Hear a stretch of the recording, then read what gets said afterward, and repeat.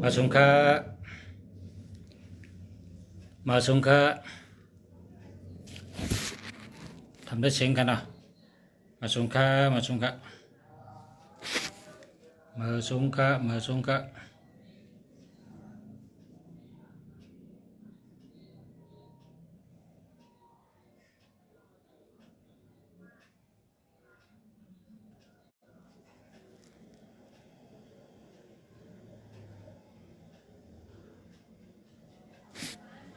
นี่เสียงอ่ะมาสงค้ามาสงค้ามาสงค้ายินเนาะมาสงค้ามาสงค้ายินเนาะค่ะ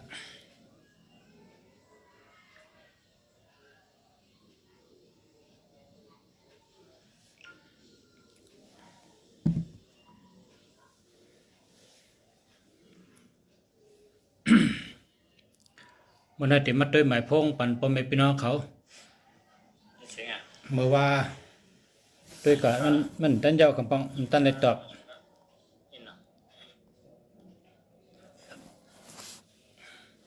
มาสงค้า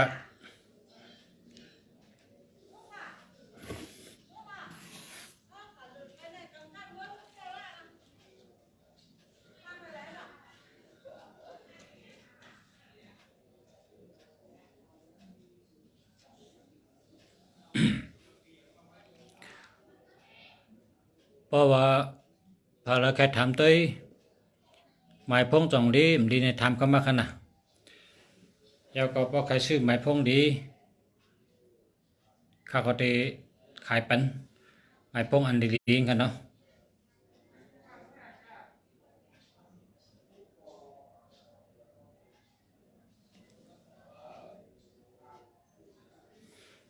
ข้าขายหมายพงอันดีค่ะหมายพงดีหมายเพื่อบนห้องว่าเวอร์มงคลขายหมายพงมงคลขายกระเป๋ามงคลขายวัตถุมงคลนะวัตถุมงคลในเป็นหือในมันนังเจ้าศิวลีเจ้าอุปกุเจ้าสังเกตเจในประทังว่าวัตถุมงคลครับก็ในเวอร์มงคลนั้นเป็นหือในเวอร์มงคลในเป็นหมายพงอันดีครับหมายพงอันดีลีกูโตค่ะนะนั่นเป็นห้องว่าเวอร์มงคลกับกระเป๋ามงคลในจำเป็นจังหื้อในกระเป๋ามงคลอันนั้นเป็นธงใส่เงินค่ะธงใส่เงินในก็ เตเฮ็ดอ่างใส่ปัญจอมสองลูกแค่ไหนค่ะอ่างนั้นเป็นอ่างห้องเงินค่ะอ่างเป็นอ่างห้องเงินค่ะไหลจอมไหลอ่างสองลูก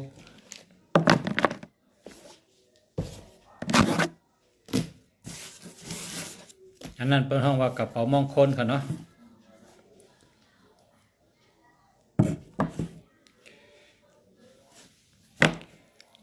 มายาวค่ะด้วยกันค่ะ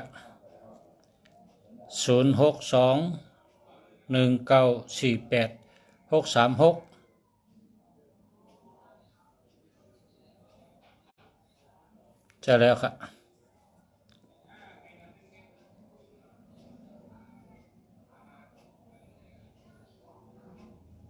ลูกวันเร็วกันเอากันดีเข้า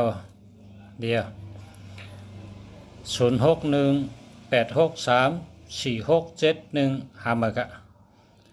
0992291443ก็จะแล้วค่ะ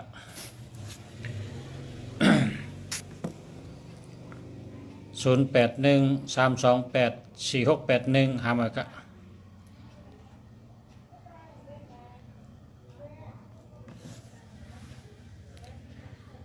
0988296664จะแล้วค่ะ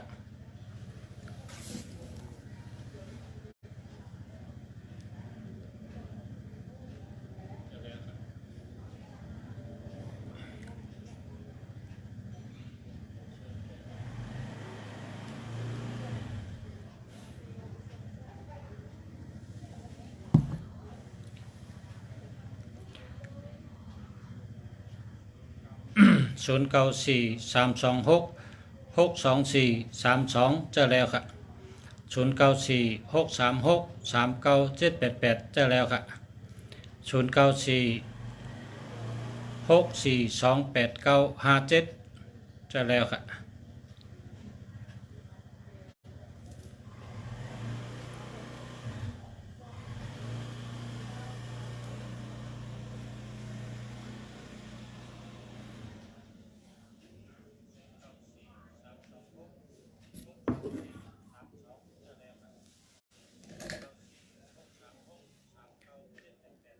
0620932969ทำเลยครับ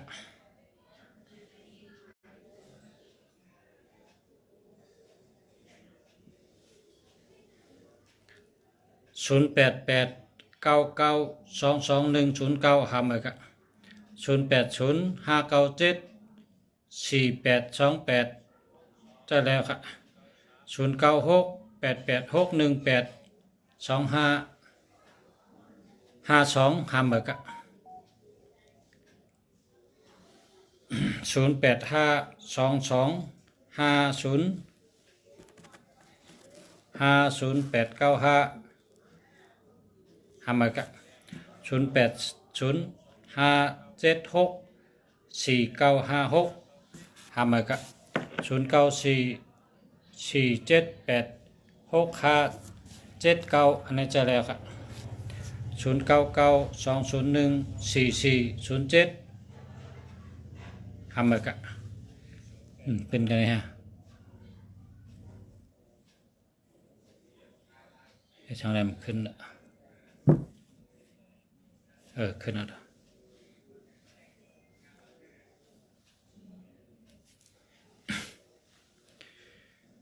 095058084084ทำเลยครับจมยาวคาปัสสะ0653783279ทำเลยครับ0628364243เจอแล้วครับ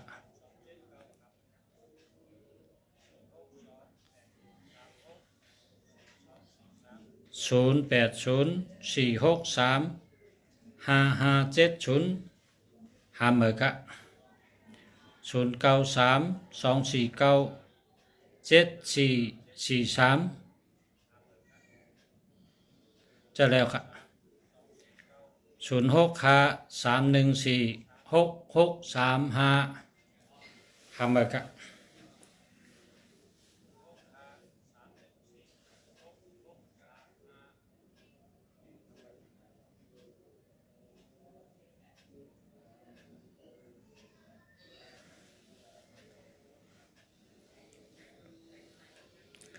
0991163893เจอแล้วครับ096889699192เจอแล้วครับ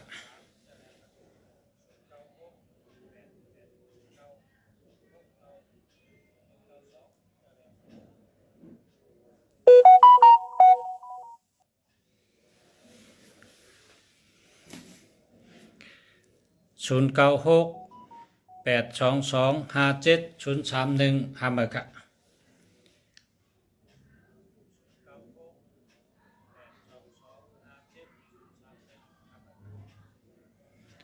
จมยาวคา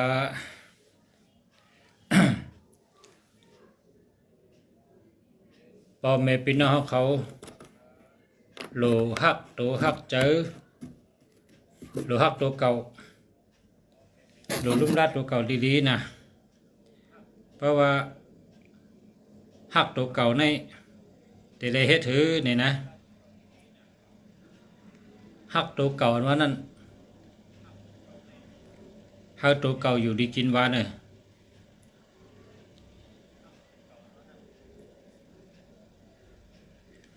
หักตัวเก่าอันว่านั่น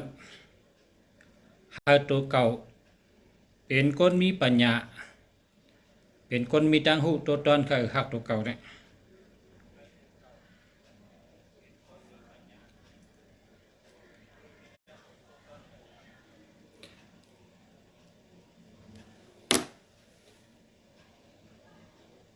0933822974จะแล้วค่ะ0946248151หามาค่ะ0994971165จะแล้วค่ะ0998945226จะแล้วค่ะ0984266483จะแล้วค่ะ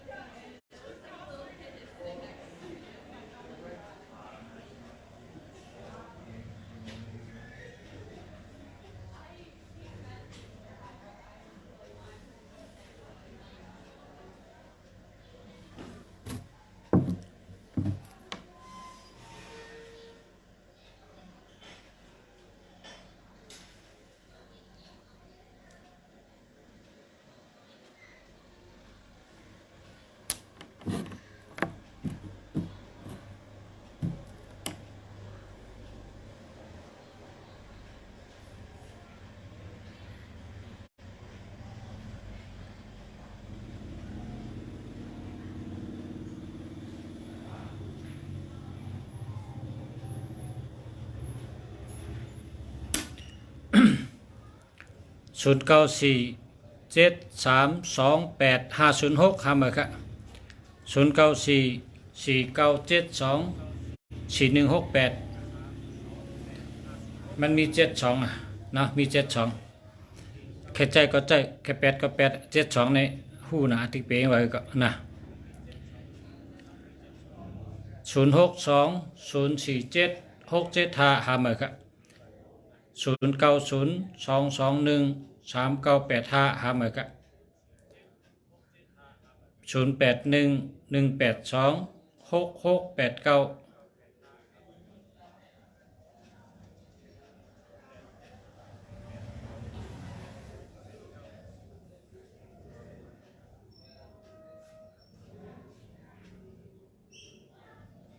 ปอดเท่าสวยเพราะเป็นคนเท่าก็เจอแล้วกันนะเพราะเป็นคนเท่านี่เจอได้คนเท่าอาศัก60ก็ตั้งได้เจอแล้ว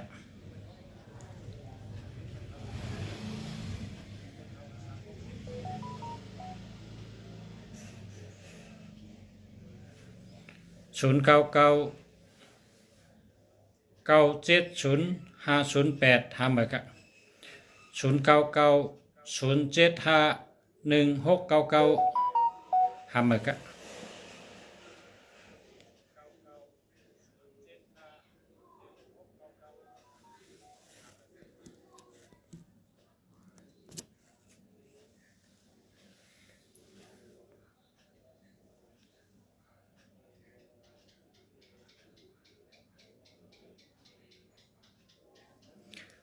0993856017ทำไปครับ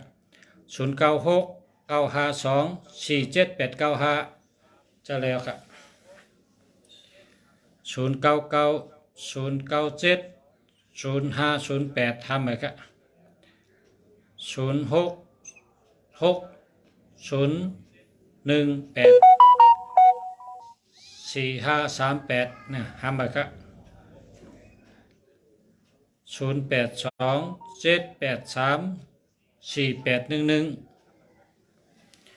ห้ามไปครับ0956173191ห้ามไปครับ0978991456นะต่างกะซื้อขายแสง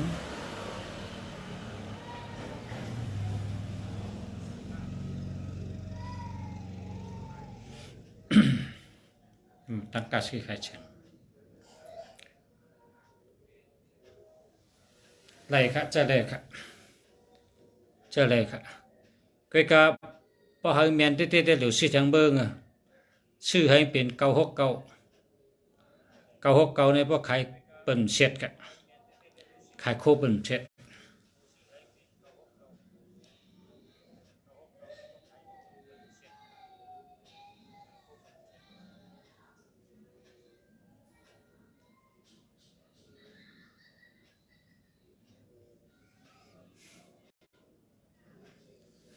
0969524785แค่มาค่ะ0909633224จะแล้วค่ะ0993856017ทำเลยค่ะ0619963637ทำเลยค่ะ096725108223ทำเลยค่ะกองละเสียกองละเสียกองละเสียทำเลยค่ะทำเลยค่ะ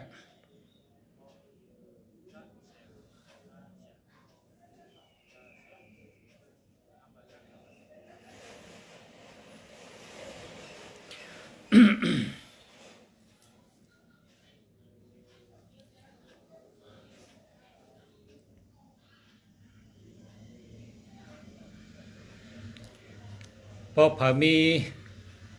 6776นี่เฮาแลกมือพอพอมี21อันนั้นก็12นะหามือพอพอมี31แดน13อันนี้ก็หามือพอพอมี18อันนั้นก็81อันนี้ก็หามือพอพอมี2772อันนี้ก็หามือพอพอมี3773อันนี้ก็หามือนะหามือติ๊กๆ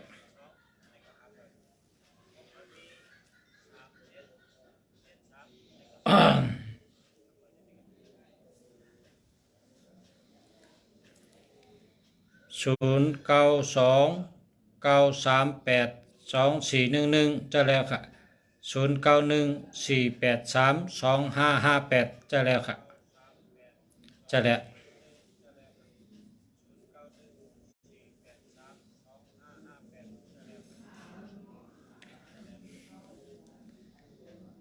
ประชุมค่าแชร์ไปแล้วค่ะ0626454993อันนั้นเดียว0934388387จะแล้วค่ะ0628900529แค่ใจก็เจอเลยอยู่นะแค่ใจก็เจอเลยอยู่ศูนย์กวางแล้วล่ะ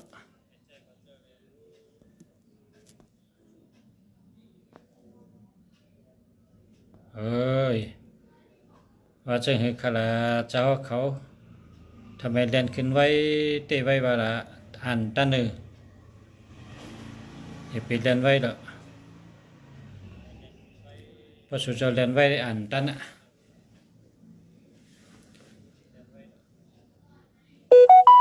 0824361538จะแล้วค่ะ0944176827ทำเลยค่ะ0617251258ทำเลยค่ะ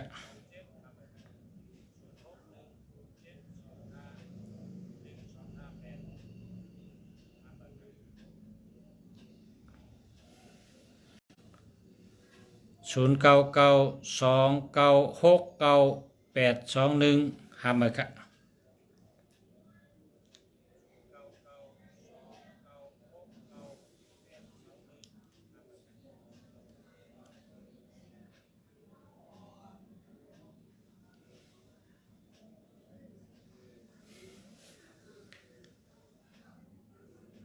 0950801950ทำเลยค่ะ0618317846ทำเลยค่ะ0988996610ทำเลยค่ะ0979966924อันนี้แคมป์จ้ะ เข้มแก่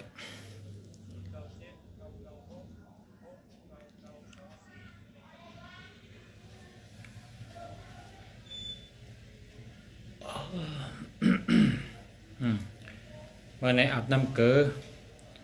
เมื่อในวันดีอาบน้ำเกลือเนี่ยแค่นอนเนี่ยหาวนอนอาบน้ำเกลือในนอนรับดินพอมีพี่น้องเขาพอเพออาบพอเพอนอนรับนะอาบน้ำเกลือนะเอาเกลือในใส่ในเอาเกลือในใส่ในhàng cái đấy giao có kinh tắc áp thế này và mi tì chế có hết hàng dài ao cứ thọ khế có không cả non nữa hàng alo non đắp đi nè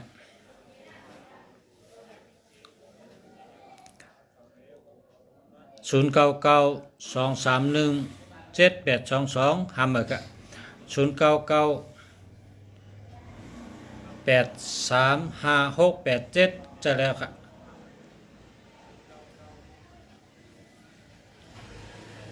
กว่าไว้นะคะกว่าไว้น่ะได้อ่านตั้นฮะก็กว่าไว้น่ะได้อ่านตั้นนะ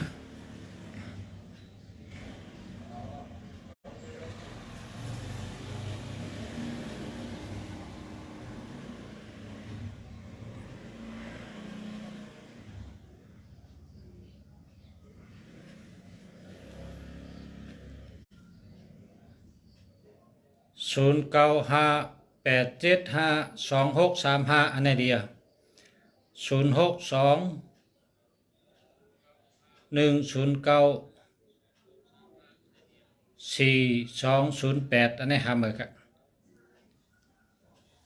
สัมพันธ์โตเนี่ยกันในสัมพันธ์โตนะ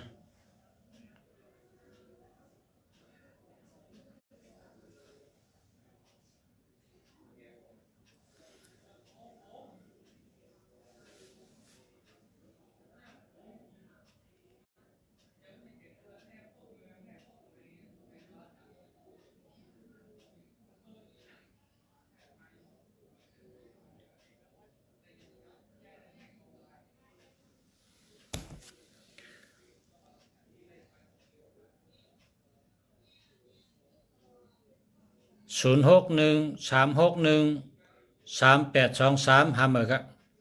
0823855342อันนี้จะแล้ว0948246474อันนี้จะแล้ว0629323411จะแล้วค่ะ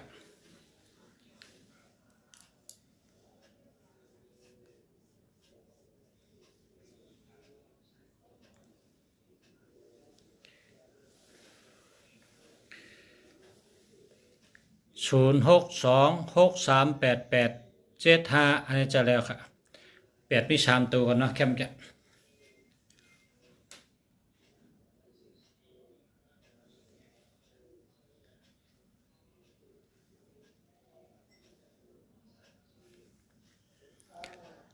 0992927468ห้ามเหมือนกัน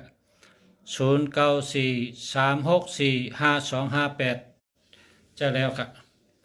0875790045ห้ามเหมือนกัน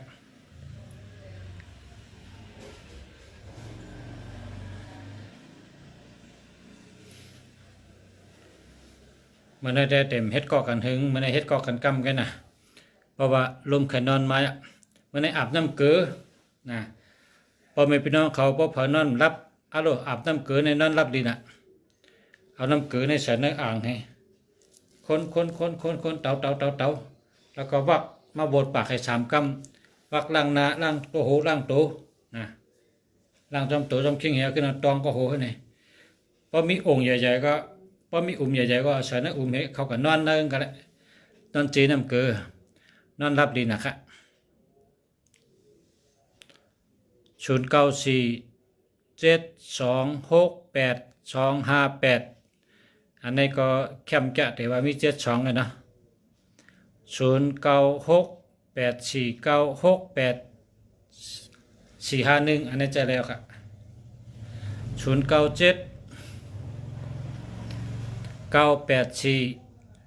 0979848688 886นะเจอแล้วครับ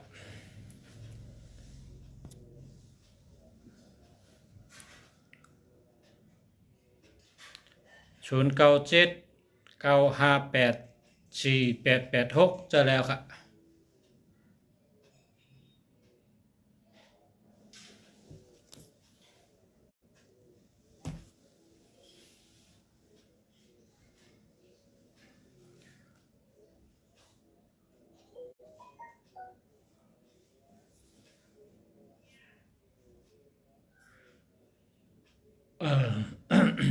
อืมกับเกตนั่นกับนะก็ผักไข่นอนในที่ไหนนะตานนั่นปีกกับเดียวนะเฮ็ด30 กรัม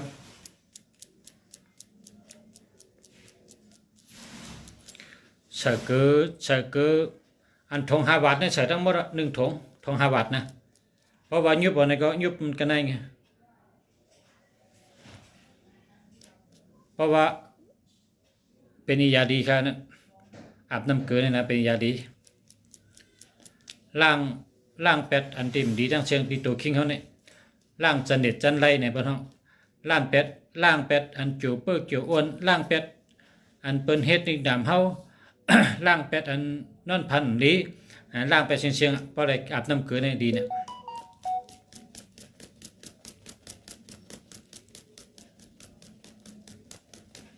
อันนี้เกตานอนพอเพิ่งเอานอนให้เอากำตามมือเฮียต่อยไหนตก30 กรัมแล้วเอากำตามมือขึ้น1 2 3เฮ็ด30 กรัมตานอนเปียก็ในพอว่นจำบอกให้นวดวันหูเนี่ยพอว่นจำปองให้นวดวันหูเนี่ยอันนี้พอนวดวันหูเนี่ยหยานพายครับเนี่ยหยานพายหยานแดดครับหยานพายหยานแดดหยานดีครับเนี่ยนวดที่ไหนนวดที่ไหนก็นวดที่ไหนนวดที่ไหนนวดที่ไหนแล้วก็มาจันนวดเชียงหวานหูเนี่ยอันนี้พอเผาว่นปองนะเจ้าจ้าปองคำเดียวเนี่ยพอว่นทางไรเจ้าจ้ายังไรว่นทางปองเจ้าจ้าทางปองให้มาเรียนหวานหูเนี่ยเรียนให้30 กรัมเอาลูกจะปองจะเลี้ยงคำเดียวเนี่ยยามดีเนี่ยพอเรียนที่ไหนไม่มาตั้งตัวเนี่ยนวดปันนะนวดเบาๆนวดเบาๆอย่าเป็นนวดแท่งนวดเบาๆที่ไหนนวดจัดเจ๊ๆว่าหูเนี่ยนะนวดบีบไปเพื่อนห้องว่าบีบกำไตว่าบีบเนาะบีบที่ไหนงานดีอ้อดีกำเดียว0926529962เนอแคมจะนี่มาสุงคาปอชะมาสุงคาเนี่ยตานอนก็เปียไปไหนเนี่ยตานอนเปะเพราะวนหางปองเจนจ้าหำไรก็จันวันหูนดว่าหูเดียอันนี้มันกับฮอตที่ปอดเท่าขาเนี่ยตั้งปอดตั้งว่าหูเนี่ยเป็นอันเดียวกันเพราะนดที่ไหนเนี่ยปอดเท่าก็ดีปอดดีเพราะปอดเท่าดีเนี่ยปอดในมันปอดตั้งอ้อเนี่ยเป็นเช่นเดียวกันว่าหูและปอดเป็นอันเดียวกันปอดและตั้งอ้อเนี่ยเป็นอันเดียวกันครับเพราะเหตุไหนเนี่ยเจอป่องเจอเลี้ยงมากำเดียวเนี่ยหยานดีกำเดียวหยานพายหยานดีเจอป่องเจอเลี้ยงมากำเดียวเนี่ยเห็นไหมเนี่ยนดที่เนี่ยนดแห้งนะนดที่ไหนนดเบาๆไว้แต่ว่านด30 กรัมนดพันบีบนดเจ๊จันเล่นเนี่ย30 กรัมเจอป่องเจอเลี้ยงมากำเดียวจะดีมากคำเดียว0939947749อันนี้แคมมากะเจอแล้ว0926885162เจอแล้วค่ะ0832698834เจอแล้วค่ะ0628818647เนี่ยทำแบบนะทำได้เลยเพราะฉะนั้นนวดบาหูก็เสียงก็ดีมากคำเดียวเนี่ยเสียงก็มีแห้งมากคำเดียวบาหูได้ทั้งปอดเป็นเอ็นเดียวกันปอดได้ทั้งอ้อเป็นอันเดียวกันครับต้องไว้ละเพราะเผาว่นทางไรเจ้าจ้าหางไรว่นปองเจ้าจ้าปองเนี่ยนวดบาหูเนี่ยนวดที่ไหนก็ได้นวดที่ไหน โน้ตให้ไหนโน้ตเอาตั้งหน้ากับตั้งหลังโน้ตเอาตั้งหน้ากับตั้งหลังโน้ตอะไรกันการในมาเล่นบ่หูนี่บ่หูนี่มีลูปไว้นั่นแหละมีลูปเนี่ยเรียนลูปเนี่ยพอเรียนเนี่ยอย่างภายเดีย0991543525อันนี้เดียวจะแล้วค่ะมาชงค่ะปอชาอยู่กรุงเทพทำค่ะเอาคำมาชงค่ะยินชมค่ะขอบใจค่ะ0614947828อันนี้จะแล้วค่ะ0628818647ทำเลยค่ะ0988996610ทำเลยค่ะ08804727ทำเลยค่ะ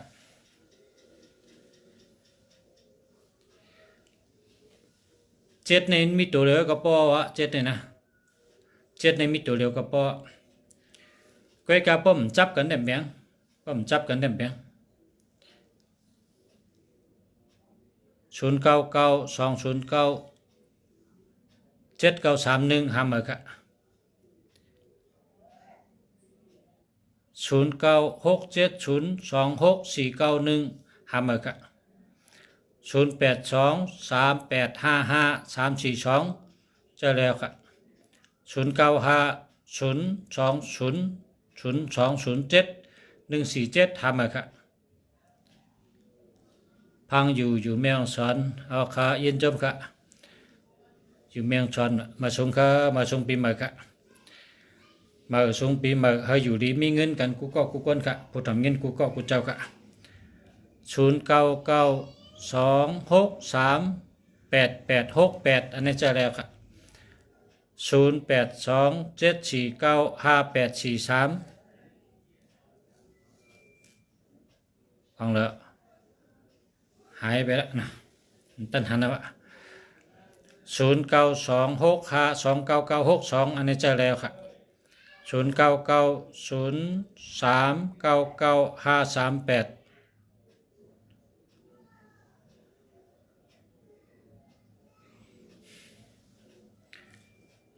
แค่ใจก็ใจเลยนะใจด้วยมหกเลยนะเดี๋ยวหันโจงพอดีพอเกียกก็สิบใจป้อมเกียกก็แรกแค่นะ098938906362หามเลยครับ094230311434หามเลยครับ0889144787จะแล้วครับ0992638668จะแล้วครับ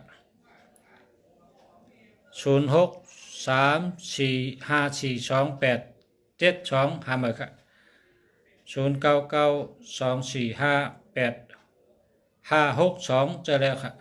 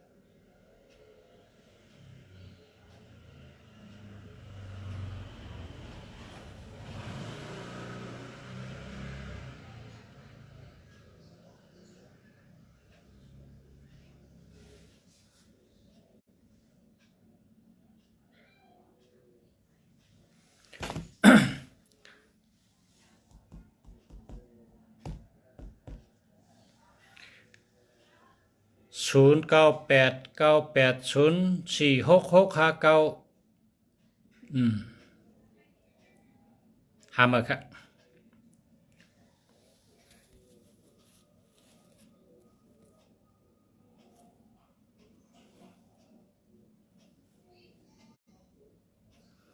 มาส่งค่ะยิจมค่ะศูนย์อย่างไหน15208897896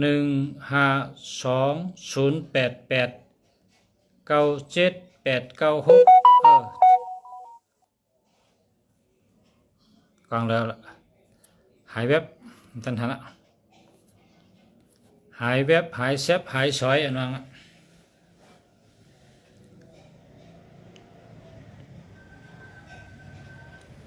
08120555อันนี้หามาก็55แล้วก็50065เนาะ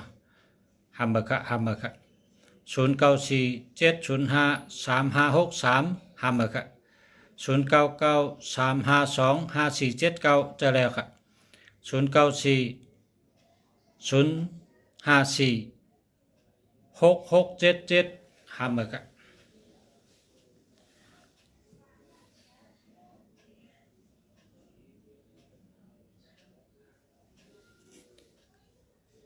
0812050065หามาก็0947053563หามาก็0993525479จะแล้วครับอยู่เมืองเคอยู่เมืองเคจะแล้วค่ะจะแล้ว15208897896นะจะแล้วนะจะแล้วเป้ากับชื่อในศูนย์เป็นตัวเร็วก็นะเมืองเขตต้องมีศูนย์เนี่ย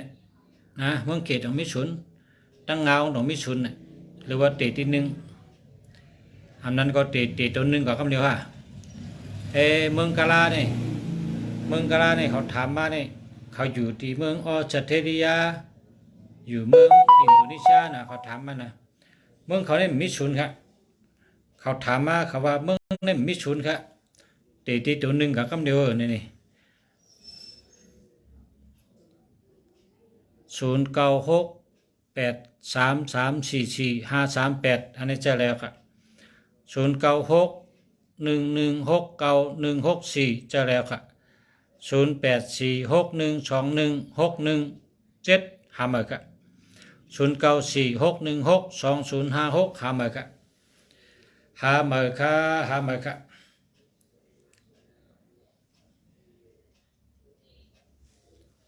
0948684943จะเลยครับ43ในว่าเป็นก้นก้าเราจะแต่ว่าว่าเป็นก้นเหตุการณ์อันเจอแห้งตัวแห้งคิงนี่แหละเจอแห้งตีนแห้งมือนี่แม่นนะเหตุกักสมา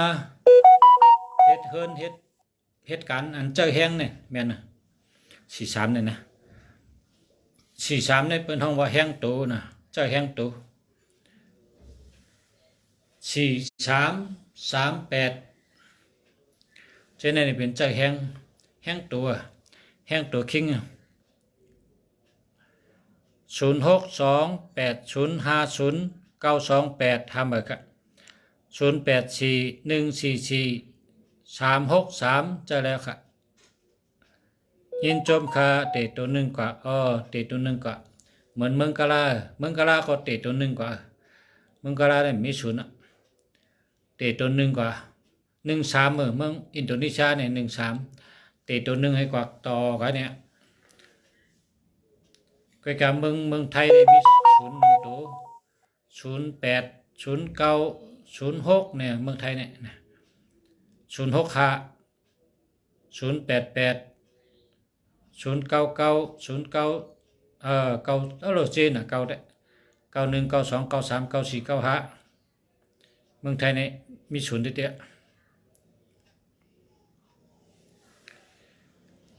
0946234329จะแล้วครับ083122 8434หามาค่ะ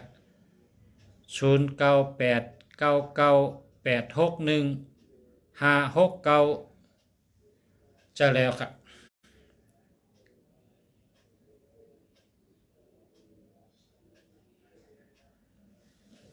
มาส่งครับพอจะ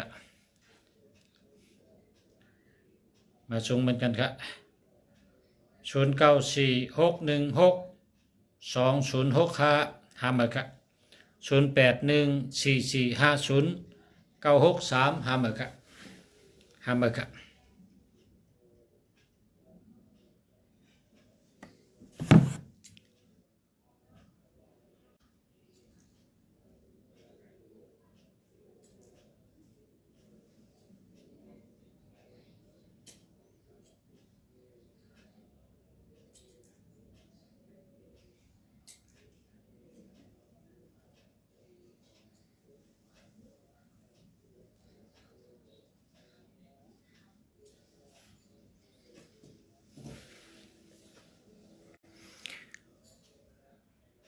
0989389036 หามาครับ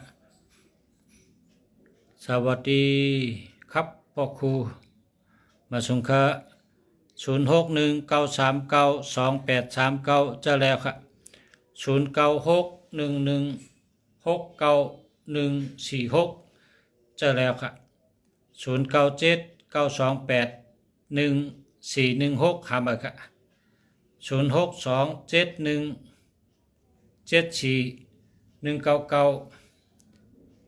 หามาครับแค่ใจก็ใจได้แต่ว่ามี27นั่นน่ะพอมี27ในเป็นว่ามันมีเงินเนี่ยว่ะ27ในมันมีเงินเป็นละดีใจ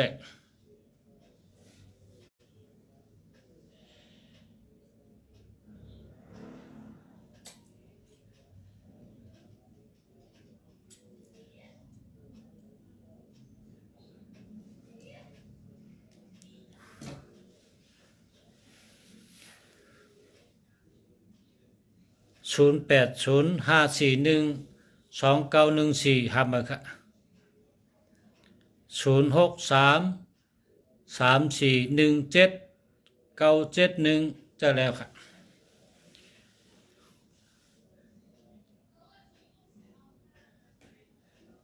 0628598367หามาครับ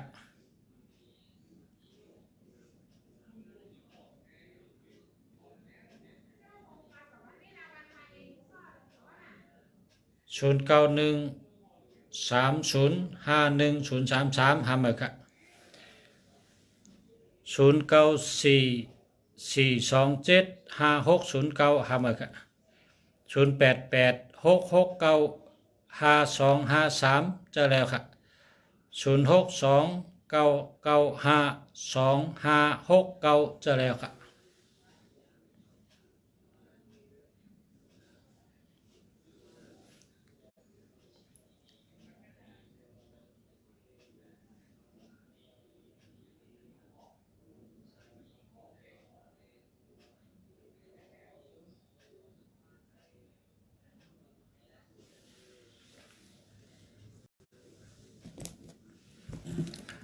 0917496241จะแล้วครับขอบคุณอาจารย์มากๆค่ะสวัสดีปีใหม่ค่ะสวัสดีเหมือนกันค่ะท่านทำทุกวันให้ดีที่สุด0619392839จะแล้วครับจะแล้ว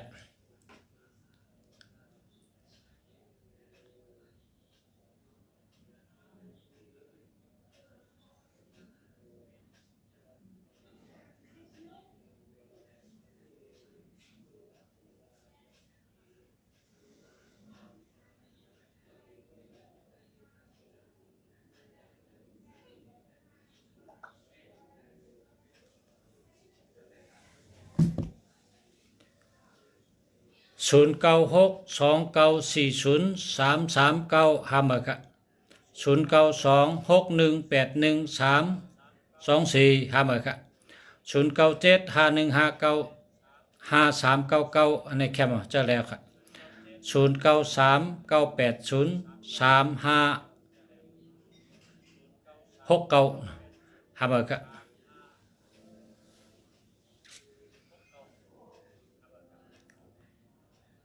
0947214246หาเบอร์ครับ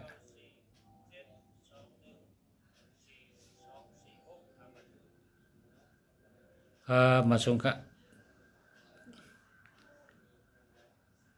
มาส่งครับ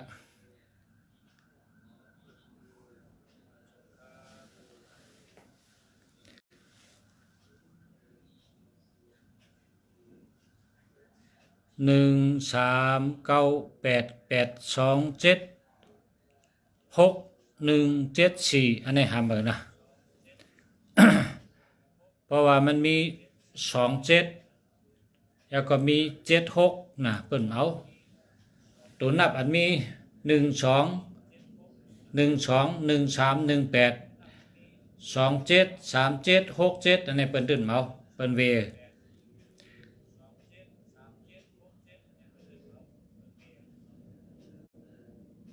ไกลๆนะอย่าไปเอา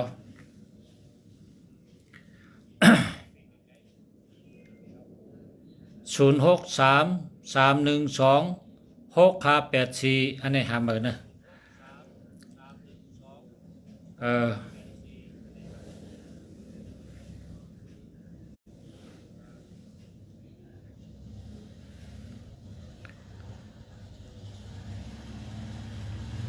0947754982อันนี้เจอแล้วครับ0997002389หาเบอร์ครับ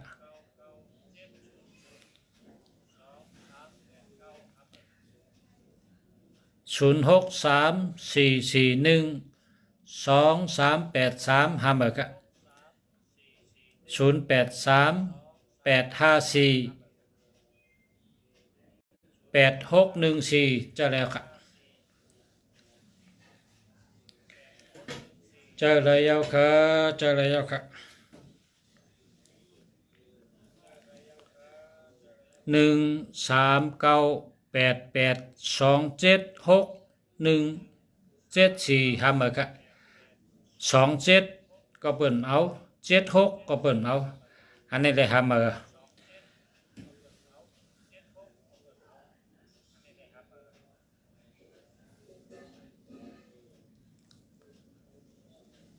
0929846942แค่มาครับ0985541151จะแล้วครับ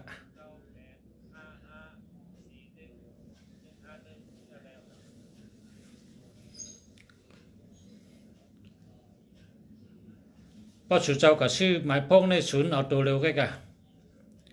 เพราะสุเจ้าก็ซื้อหมายพกในเอาศูนย์ตัวเร็วใกล้เพราะว่าสุเจ้าก็ซื้อมานะถ้ามีศูนย์มันตัวเร็วใกล้นะ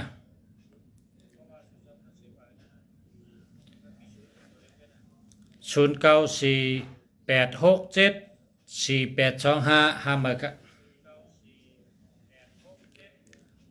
0821781166หาเบอร์ครับ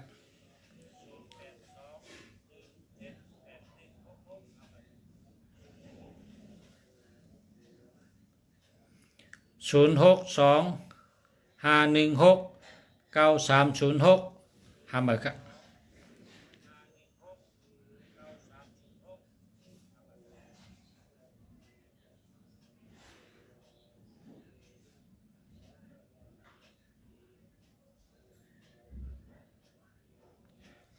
0616512966หาเบอร์ครับมันมี12ครับ121318ในเปิ่นเอาไว้อย่าไปเอา121318273767เนี่ยอย่าไปเอานะเวไกลๆนะ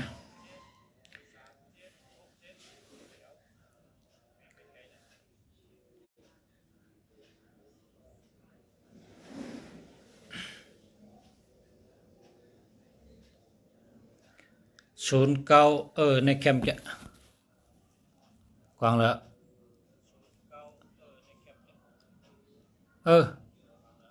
หายแวบไปละหายเชฟหายชอยไปละ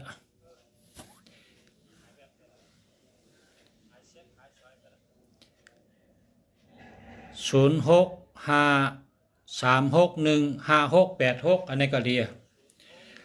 แคมป์ค่ะเมื่อในแคนนอนนะเมื่อในอาบน้ำเกลือแล้วแคนนอนย้อนดีกันได้กันมาพบคบกันมาย้อนสู้ให้พ่อแม่พี่น้องผู้นำยินกูก็กูก้นนะย้อนให้อยู่ดีกินหวานให้การขึ้นใหญ่มาสูงอยู่ดีมีเงินห่างดีกึกกึนกูก็กูก้นครับมาสูงครับในมา09789789แคมแก09789789มีเจด้วยเนี่ยมีเจ0985789151อันนี้ก็แคมนะ0985789151แล้วก็151อันนี้แคม